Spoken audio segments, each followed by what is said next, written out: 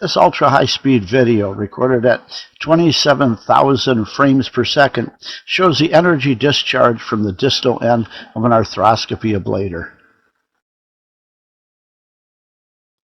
My two physicist partners and I submerged the distal end of a Linvatec 3-rib ultra ablator in saline with the distal ablating face a short distance away from a glass sheet. For power, we had a ConMed Sabre 180 generator set to 50 watts, and the high-speed camera was recording at 27,000 frames per second. The image that you see in the videos is the bottom half of the electrode face.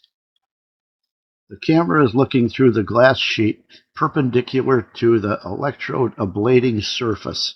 You can see we have two ribs with a channel in between, and all of it surrounded by a ceramic insulator. Steam bubbles form at the surface of the active electrode. These bubbles grow in size until they're carried out of the field of view, away from the active electrode, by the surrounding saline. Arcing occurs for a period of time in some of these bubbles. When an electrode is submerged in a conductive fluid like saline, current flows. Radio frequency current flows from all of the uninsulated surfaces. The current density is highest at the corners.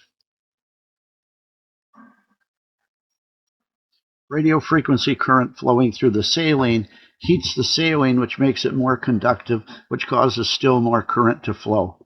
This effect is most pronounced at the corners, where the current density is the highest.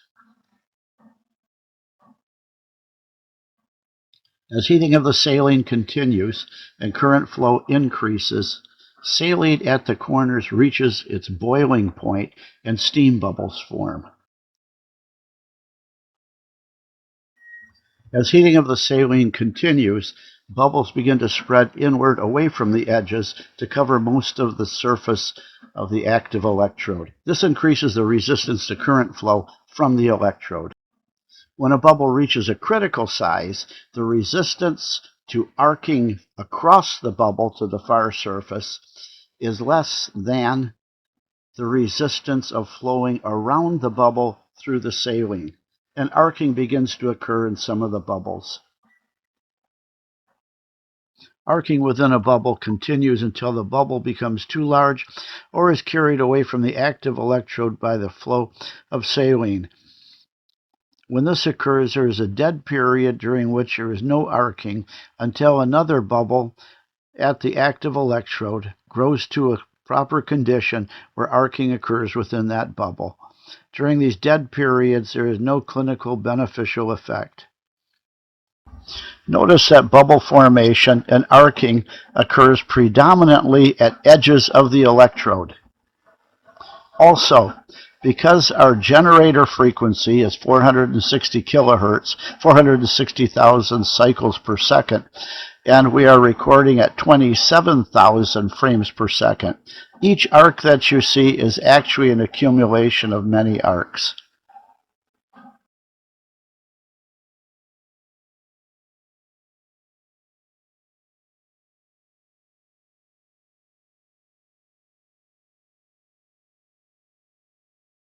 When the electrode is brought into close proximity to tissue, bubbles on the surface of the electrode may also intersect the surface of the tissue. When this happens, arcs can form between the electrode and the tissue through the bubble. It'll form a channel through which pulses of energy travel. These pulses of energy intersect with the tissue, and each pulse vaporizes a discrete volume of tissue. Only arcs within bubbles which are in contact with the tissue actually vaporize tissue and give the beneficial effect. Some key points. Bubbles are required for tissue vaporization. There's no arcing, there's no tissue vaporization until bubbles form. Saline must boil to create the bubbles. Edges and corners create regions of high current density, which results in rapid heating. This causes enhanced bubble formation and arc generation within the bubbles, leading to tissue vaporization. The ribbed electrode design shown here is a very efficient design. The corners of the ribs create regions of very high current density and aggressive bubble formation and arcing. This results in very efficient tissue vaporization at low power levels. Aspirating ablators prevent the accumulation of bubbles in the joint space.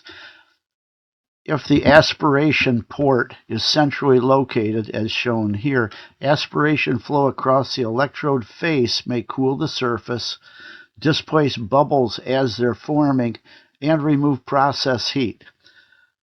In this configuration, high power levels are needed to overcome these design-related inefficiencies. The ablator shown here has an inefficient design. Therefore, it requires a high-powered dedicated generator.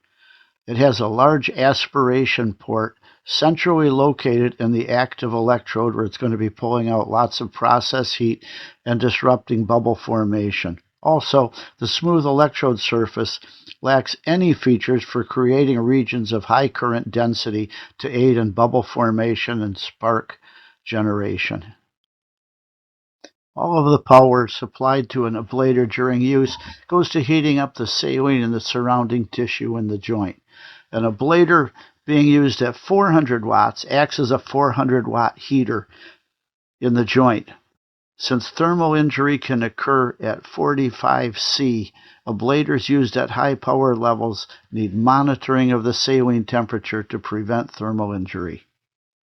Positioning the aspiration port as shown above minimizes flow across the ablating surface with its detrimental effects on bubble formation and arcing. In this configuration, mainly waste heat is removed rather than process heat. Our patented high-efficiency ablator has an aspiration port that removes mainly waste heat and a ribbed electrode for efficient bubble creation and arc generation. It aggressively removes tissue at 100 watts using a general-purpose standard generator. Because of the low power levels at which it operates, our bipolar aspirating ablator does not require a special generator or fluid temperature monitoring during use.